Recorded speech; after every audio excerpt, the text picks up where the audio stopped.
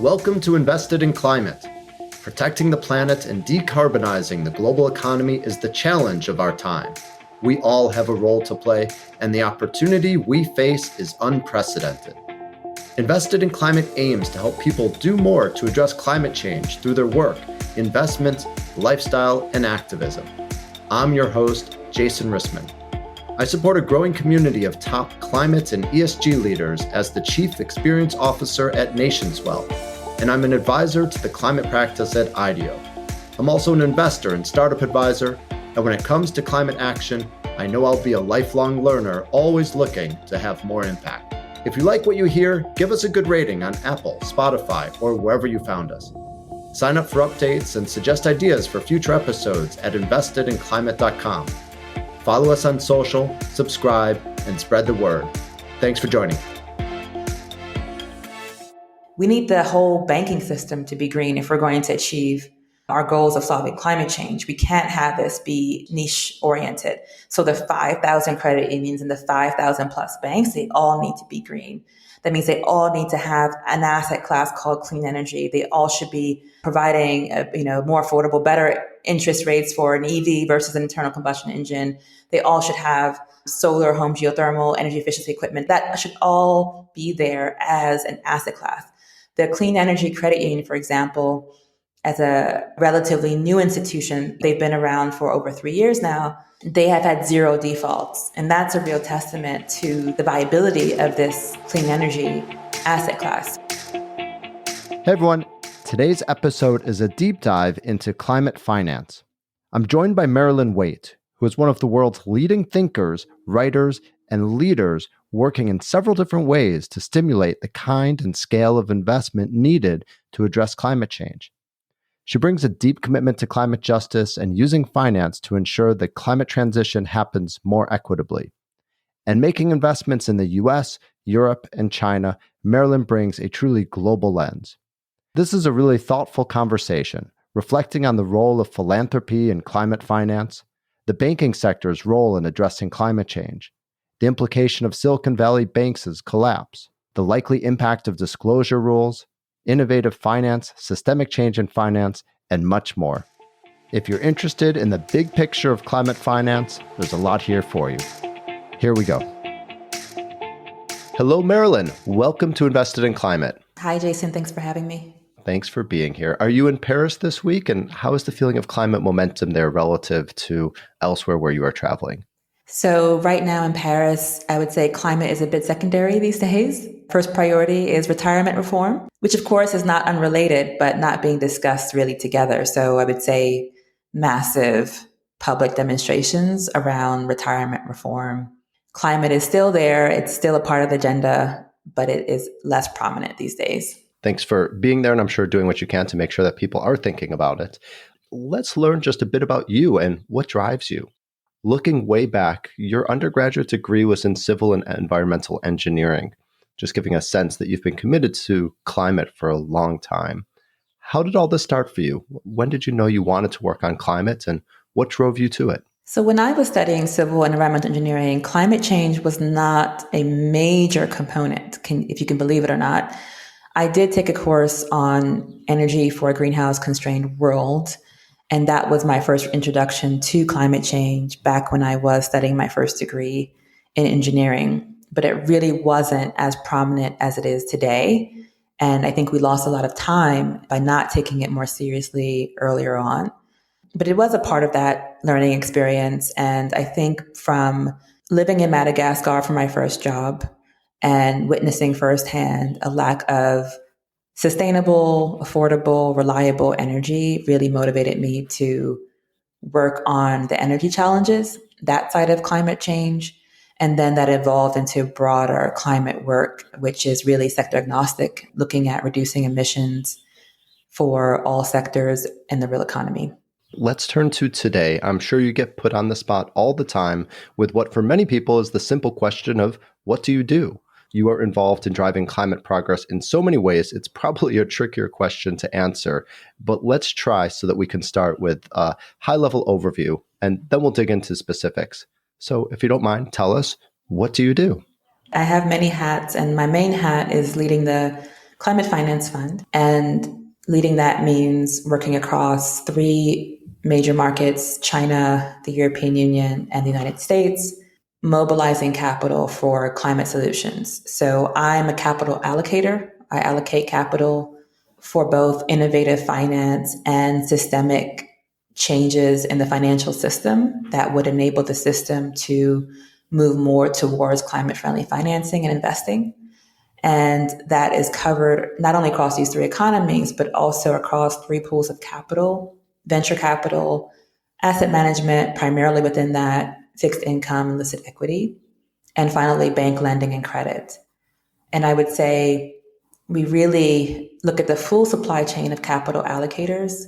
So you and I and our listeners today, as consumers, as retail investors, small and medium-sized enterprises, large non-financial corporations, and the banks and asset managers themselves.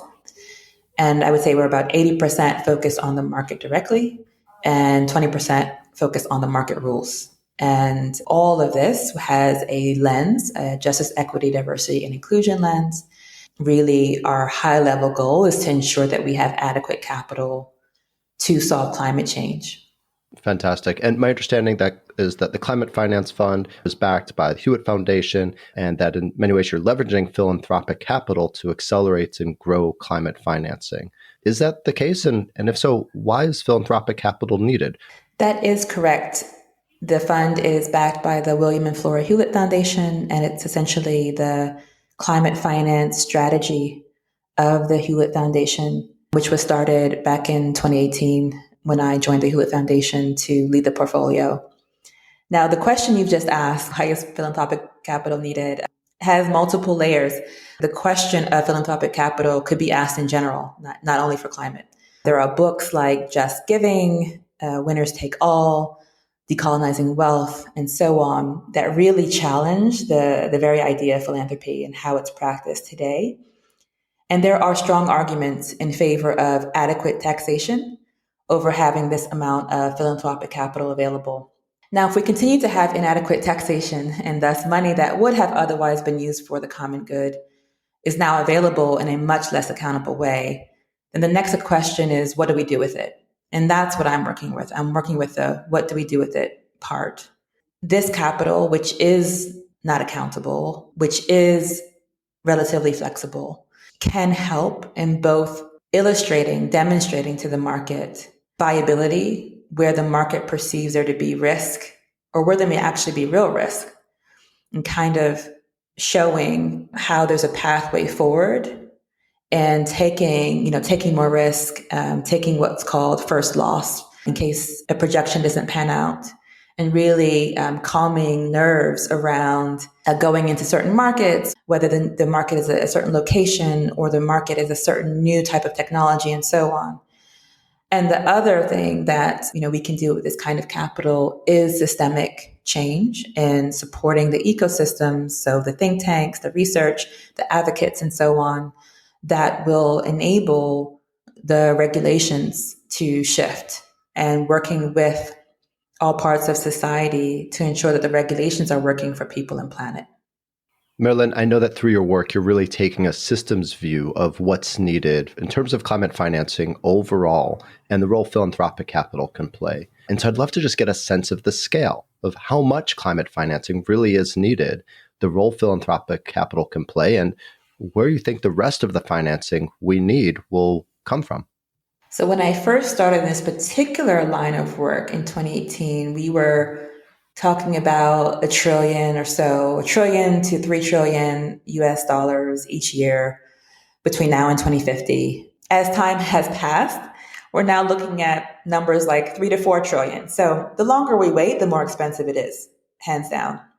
We also have now a better understanding of the full scale of decarbonization needed. So I think before we were overly focused only on the energy systems, and now we understand that a third of emissions come from the food and agriculture sector. And we understand how important transportation is and all these other real economy sectors. So that has evolved. And so let's say we need on average $3 trillion US dollars each year between now and 2050 to solve climate change, in terms of climate investments. Now, that money comes from both public and private resources. And based on the latest data we have from CPI, the Climate Policy Initiative that tracks these things, that public versus private is mostly evenly split. Now, it depends on the economy, of course, but in general, globally, about half of that comes from public sources, so taxpayer money, and half of it from private resources. So the savings of both retail individuals and institutional investors. The good news is that we have over 250 trillion US dollars available in the global financial system. So among venture capital, private equity, and most importantly, the two biggest pools of capital being the asset management sector and bank lending and credit sector. So over 100 trillion US dollars, sitting in bank accounts alone. And of course, banks, because of their relationship with the central banking system, they have a unique role in that they can essentially create money through the lending capacity that they're provided by being in the central banking system. So we have the capital. That's not our problem. We definitely have it in the system. Our problems are more about how do we shift the capital from where it is today, which is often and abundantly in carbon heavy industries and activities, towards the green economy and those climate solutions that are clearly outlined by Project Drawdown, for example. Marilyn, I love your framing around how philanthropy is part of a system of inadequate taxation. And while it is still an important vehicle for impact and change, that it should be used to support efforts like climate finance. And really, you're relying on it as an accelerant to de-risk investment and try to drive more capital into climate action. I'm curious, aside from philanthropy, what are other capital accelerants that are needed that can really help unlock more investment? So capital accelerants would include the entire innovative system. So innovation comes from numerous parts of our society. One clear part of society is the startup tech community. And I use the word tech very broadly, not just software, but any kind of technological innovation. And so one of the things that we've backed is the climate fintech ecosystem, creating a definition around that, creating an understanding around what climate fintech is, and supporting accelerators, incubators, and funds that help this intersection between financial technology and climate solutions. That's what we might consider disruptive, and we would say disruptive for a climate good. And so that's part of the catalyst needed to move us along this trajectory towards decarbonization, towards viable, healthy communities, and so on. And I would say that that's important. The other part of this is kind of the entrepreneurship side. So driving change from the inside of both small and large institutions. And for us, we focus on finance. So that's mostly, of course, the banks, the credit unions, the asset managers, the other financial advisory intermediaries, and so on.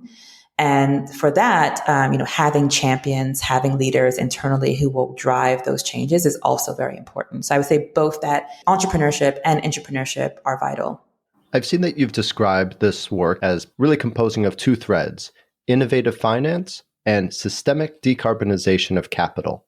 Will you break down those terms for us?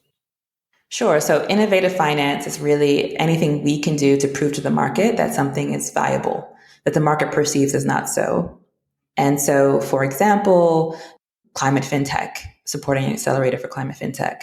For example, placing capital into the climate impact fund that is going to invest in startups whose solutions mitigate climate change at the gigaton level. We've done that with Prime Impact Fund, for example.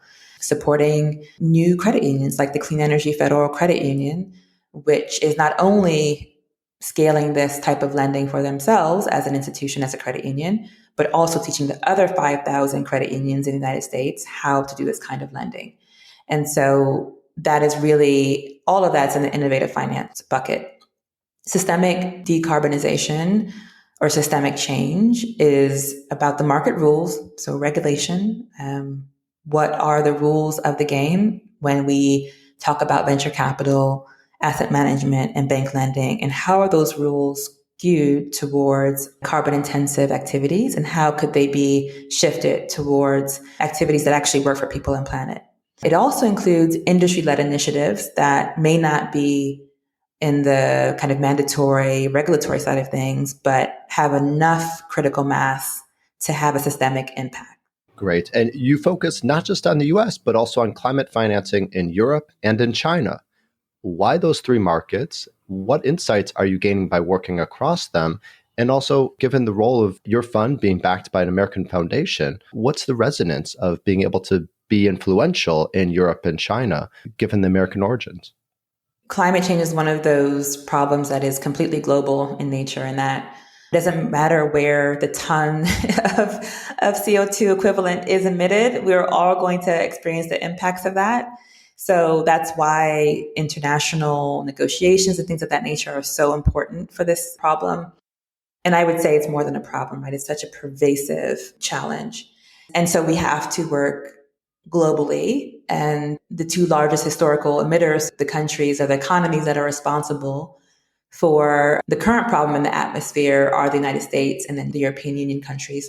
And of course, the EU has 27 member states, and some of those countries are way more heavy emitters than others. Those are historical emissions. And if we talk about annual emissions today, China is the biggest emitter globally annually. So these are large single markets that cannot be ignored. And we kind of track the emissions since we can't really cover everything given our budget constraints. We've focused on these top emitters. And then we work in conjunction with others that focus on other markets, because it is all hands on deck and we do need all economies to shift towards, climate friendly activities and financing. That's the rationale. And I would say climate it's a language that everyone can speak. We have metrics like tons of CO2 equivalent. The top three greenhouse gases are, in terms of impact on us, are carbon dioxide, methane, and nitrous oxide. And so we can track those, and they're very much a part of global supply chains when we look at products and even services and how we deliver those products and services. So we've been, I think, quite effective across those three markets in speaking that global language of climate change, and also in speaking the local language wherever we are, right? Because there's definitely a local context to finance. Banking in particular is very national. It's a nationally regulated, heavily regulated activity. The things that matter most to people, right, are heavily regulated. Things like energy, water, money, banking, and so on. Only one out of every $4 crosses any kind of border. And when it comes to climate investing, it's even less. So only 15 cents out of $1 will actually cross a border. So we have to go deep and understand the local context to effectively work in different markets. And are there any insights that you're gaining by working across those markets, things that can be borrowed from one context to the other? Yes, there are things that are shareable, best practices and so on. And then the things that are unique to each market.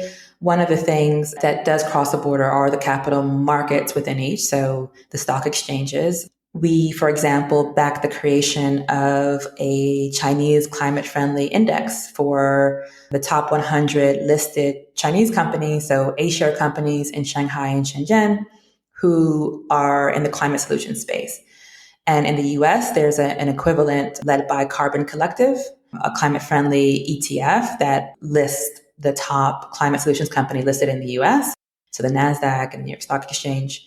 And so we've done that for the Chinese market. And now we're also looking to have that be made available for US investors and EU investors. So that's the kind of thing where the companies aren't always the same. Of course, there is some dual listing. There are some Chinese companies that are listed in the US and so on, EU companies that are listed in the US. But by and large, the companies that are listed in each market will be different, and they will play different roles in the climate-friendly economy. But just having that kind of index available to raise the visibility, for example, of the climate solutions is something that we can do across these markets. Let's double click for a minute on China. As you wrote earlier this year in Green Biz, the country is both the largest renewable energy market and the largest greenhouse gas emitter. It's a great article, by the way, and we'll include a link to it in the show notes. Despite the critical importance of China's decarbonization, it's in some ways on its own path. Where do you see an opportunity or a pressing need for US and European companies and investors to collaborate more with their counterparts in China? So I think the example I was just giving is perfect for that, in that the US investment community, the EU investment community, actually globally, the investment community and across the African markets, across all of the Americas, so not, North, Central, South America, Southeast Asia, so on, can all participate in investing in, Chinese climate-friendly companies, because our entire planetary viability depends on China succeeding, right?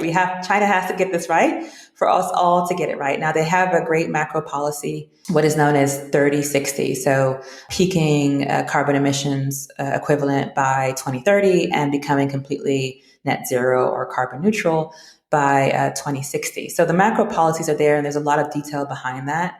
Now is time to actually implement and execute on that vision and strategy and goal. And so that will require more engagement with China, more support for transitioning, especially the heavy industries, chemicals, steel, cement, fertilizers, so on.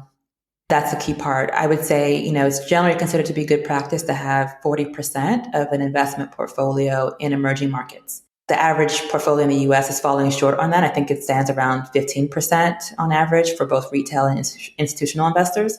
So there's a lot of room for investing in emerging markets, China included. And so I think that is ripe for more engagement. Marilyn, I know that bringing a lens of equity to climate finance is really important to you and really central to the work that you're doing. So I'm curious, how do you integrate equity into your work, elevate it for others, and ensure it gets advanced through your efforts? DEIJ, or JEDI, so that's Justice, Equity, Diversity, and Inclusion, is a lens within which we pursue climate finance. It's integrated. It's not a separate thing. And make no mistake, it's there because that's where the money is. It's important because we've learned that we lose without it and we win with it. So for example, 20% of the EU population is made up of racialized communities. And there's no way to decarbonize or mobilize enough capital if we ignore those racialized communities. In the US, for example, there are 47 million Black people. The Black buying power is over $1 trillion USD. We know that since 2000, the US has lost 16 trillion US dollars in GDP as a result of anti-Black discrimination by itself, let alone other forms. And so we actually need this capital. Unless we have this equity lens, it's hard for us to have the capital and to address the decarbonization needed across the entire economy without having that lens. It's a numbers game as much as it is a lens for creating a more inclusive economy and one in which everyone belongs. In practice, where do you think climate justice gets challenged most often? As in, many people will share the belief that as we build a new, more sustainable economy, that it should also be more equitable. But then they don't always follow through. What do you think happens? Is it competing priorities that pop up, just a rush for expedience that precludes the intentionality it takes to build more equitable systems? And what do you think are some of the most critical do's and don'ts when it comes to really executing on the aspiration for greater equity? So I think inequity persists because it's okay and acceptable for inequity to persist. And I think it is as simple as that. We know that time is relative. We take the time we need to take to get things done that need to get done that are important, no matter what it is that's critical.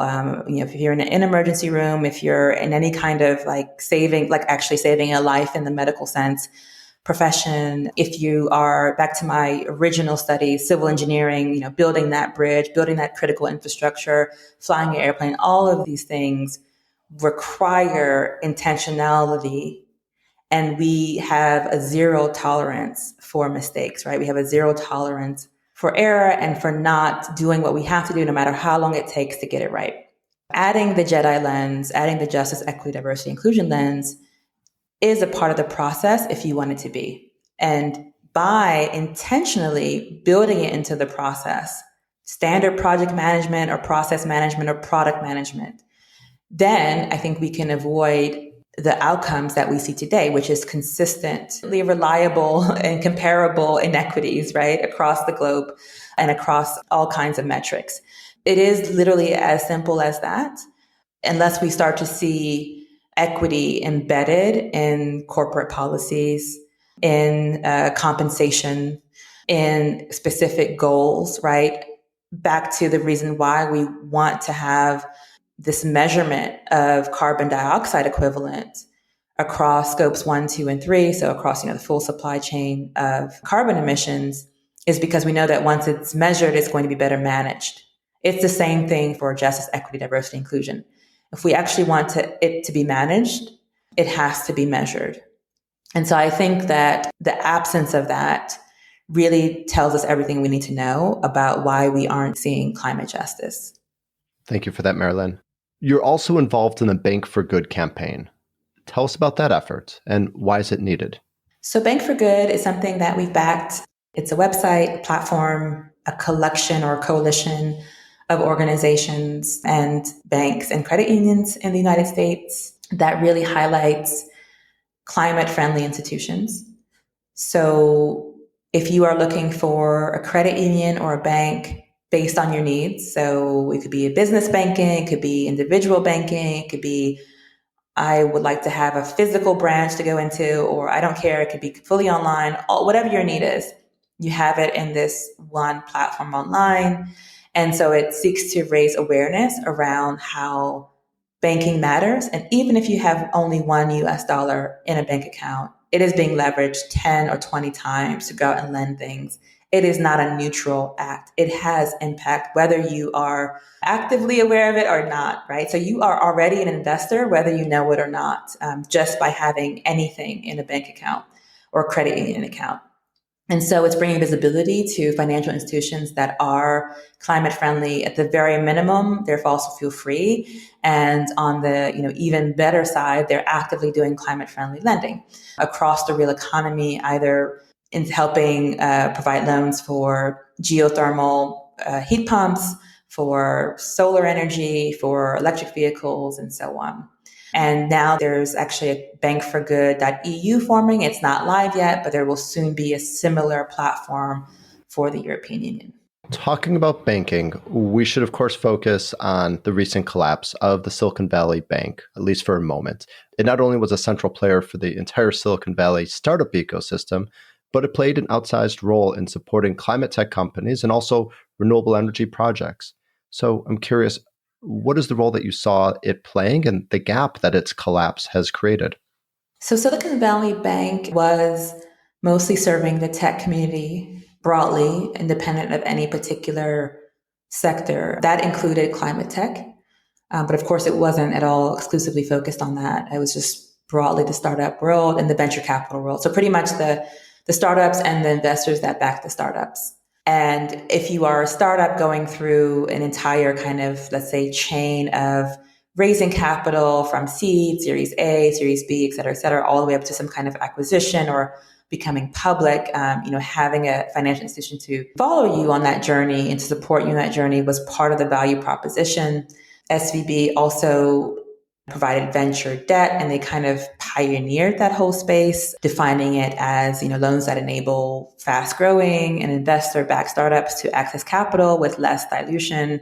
So meaning that the startups could raise the capital they needed without giving away more of their equity shares. Of course, startups are called startups. It's called venture capital for a reason, meaning that this is much higher risk than what banks typically do and how banks are, let's say, philosophically oriented based on the central banking rules and the other banking regulator rules. So we have this whole alphabet soup of financial regulators in the country, which includes the FDIC for ensuring bank deposits, the NCUA for ensuring credit union deposits, the OCC for like a lot of banking rules and supervisory oversight, the Federal Reserve, of course, as the nation's bank, the nation's balance sheet, so on and so forth. There's also some rules, for example, the CFPB, consumer protections. In any case, it was definitely serving, let's say, a different market than your typical bank does. It did not diversify its deposit base to everyday people, the retail, consumers, which we've known from history is pretty vital.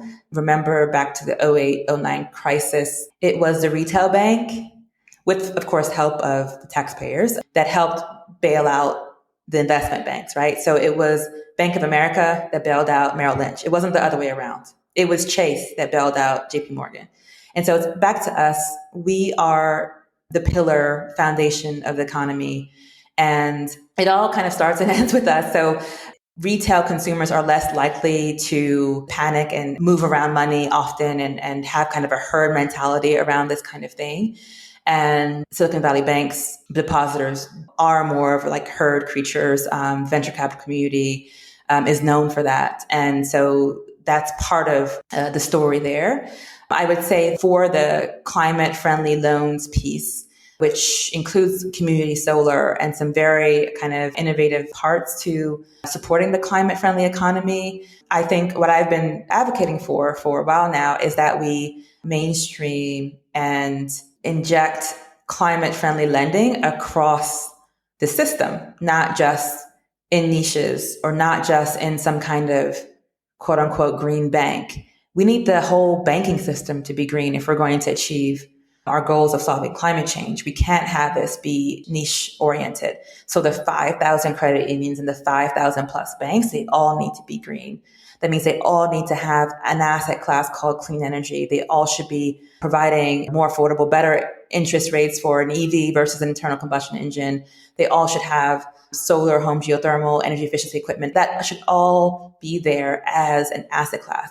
The Clean Energy Credit Union, for example, as a relatively new institution, they've been around for over 3 years now. They have had zero defaults. And that's a real testament to the viability of this clean energy asset class. I hope that depositors will diversify and banks will diversify, in the climate space so that we don't have just this niche. We actually have the democratization of climate friendly lending across the board.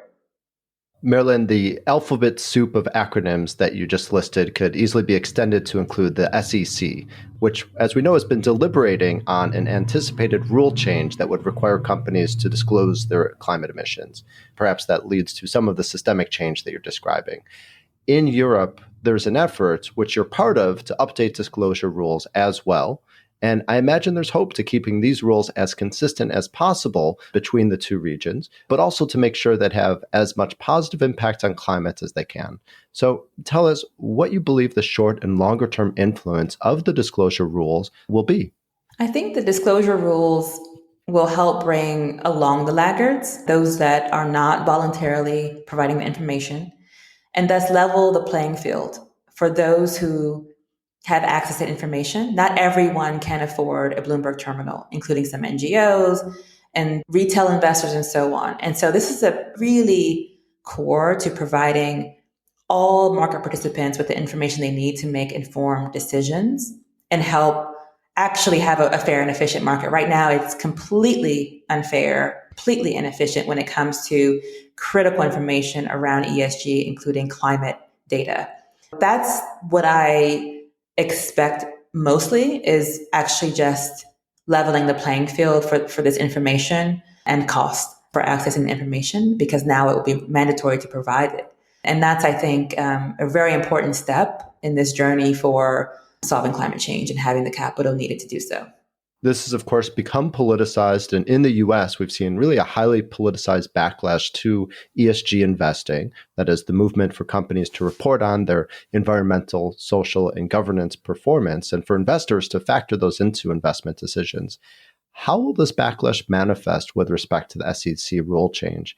Do you think there will be a longer-term battle attempting to rewrite the new disclosure rules, for instance? I think it will be too late, and I think it will just be BAU very soon. I think we're seeing a last-ditch effort at bringing transparency and leveling the playing field for the everyday person, the everyday market participant. The media apparatus of hate groups in the US is quite strong to try and block very simple and basic reporting on an employer's social and environmental impact and governance structure is hurtful to not just the people and planet, but also just to the basic functioning of the market itself. This information is also just needed to make good financial decisions. And we have to ask ourselves why, this is only about disclosure. This requires nothing more. There's no behavioral change, no action required other than telling the market the risk, opportunities, and impacts of the company on people and planet and the governance structure behind that. So, and in the US case, we haven't seen the comprehensive ESG rules yet. It's coming bit by bit. It's coming, in chunks. So I think the SEC is now working on the human capital disclosure regime. And they started with the climate disclosure regime and so on. Whereas the European Economic Area has issued 12 cross-cutting ESG corporate standards that we're expecting to be adopted in June, but the actual, standards have been proposed and written by the expert group in charge of that. I think that's actually going to be a lost cause. Once it's in place, companies are used to doing it. Of course, there will be interest like the fossil fuel lobby that won't want to report it because it is astonishing when you actually look at the numbers. This also happened when we first had revenue as a requirement. It sounds preposterous today, but if you think back to the 1930s and so on, it was not required for companies to tell us about the profit and loss, right? The three income statements as we know them today with them, basic financial information, but that was not required before. We had to have a big fight to make that a requirement because those who wanted to hide something, if you have something to hide, you don't want to share it, right? And so for those that were cooking the books and didn't have good, strong financials, they didn't want to have transparency around profit and loss. And now it's there, it's not going anywhere. I think that will be the same. Although, who knows, perhaps they will keep trying. Marilyn, one of the reasons why it's so exciting to talk to you is that in many ways you're working not just to find and create new investment opportunities to create a more just and sustainable world, but actually to improve the financial system's likelihood of creating those outcomes. And so I'm curious, looking ahead over the next 3 to 5 years, what are you most excited about or hopeful for? And what are some of the most important developments that need to happen to improve finance's ability to support the climate transition? So I'm excited about leadership, the people, and the increasing diversity of voices that are driving climate finance and sustainable finance and investment. I'm very hopeful about that. Financial regulation, there's been a lot of progress in recent years. The European Banking Authority, EBA, has mandated that all European or EU banks measure and disclose their financed emissions. They recommended PCAF, the Partnership for Carbon Accounting Financials, to do that. That was not at all the case many years ago. I would say there was a history of the financial industry really claiming that they're just takers of the economy, they're not makers, and it's really about the real economy companies. And really there was a culture of saying it's not our problem. We'll finance whatever comes to us kind of thing. And so there's been a whole cultural shift around that, which is tied to the financial regulation outcomes that we see today. The Chinese Securities Regulatory Commission, they've also requiring listed Chinese companies to do environmental disclosures. We do need to see more detailed information about that, but that in and of itself is encouraging. And I think that in terms of capital in low and middle income countries, the role of diaspora is not yet leveraged, but I am seeing a trend perhaps that it can be leveraged for climate action, which will help with, global climate justice when it comes to, those economies that have had least contributed to this crisis are bearing the brunt. And I think there's a trend and there's a role for various diasporas to support low and middle income countries, in addition to, the high income country regulations supporting investments as such in low and middle income countries as well. Marilyn, for listeners who now understand and believe in the importance of transforming the financial system to better produce climate positive outcomes, how can they help? What's the most important thing for them to do? So at the individual level, I would say there's 3 steps. Number 1, ensure you're banking with a fossil fuel free, preferably deforestation free, sustainable bank or credit union. You can find those on bankforgood.org or on asksustainable.com. Number 2 is to ensure your retirement savings or other investments follow suit. So check out your 401k, your IRA, all of these things. Oursphere.org is one example of a mutual fund that is not only climate friendly, but it allows you to vote your shares or will vote your shares in line with climate policies. And asksustainable.com has a comprehensive list of banking and investment products that are all climate friendly. It's great. And then the third thing I would say is find ways to stay engaged and informed. There are a number of newsletters that can help you out. If you're listening to this podcast, you're already a part of that journey. But I think signing up for those automatic newsletters keeps you informed. And oftentimes there are calls for actions within them because we don't know what will come about in the future. And so I think that's really important. I know that one of them is called Inside the Movement, ITM, run by the Years Project, which is just, one of the many climate-oriented newsletters for engaging people. Thank you, Marilyn. Thank you so much for your time, for this interesting conversation, and for all the important work that you're doing. Thank you. Thanks for joining us for this episode of Invested in Climate. Please remember to rate us on Apple, Spotify, or Google. Find show notes, sign up for updates, get in touch, and visualize your climate action at investedinclimate.com. This podcast is for informational and entertainment purposes only and does not constitute financial, accounting, or legal advice. Thanks again.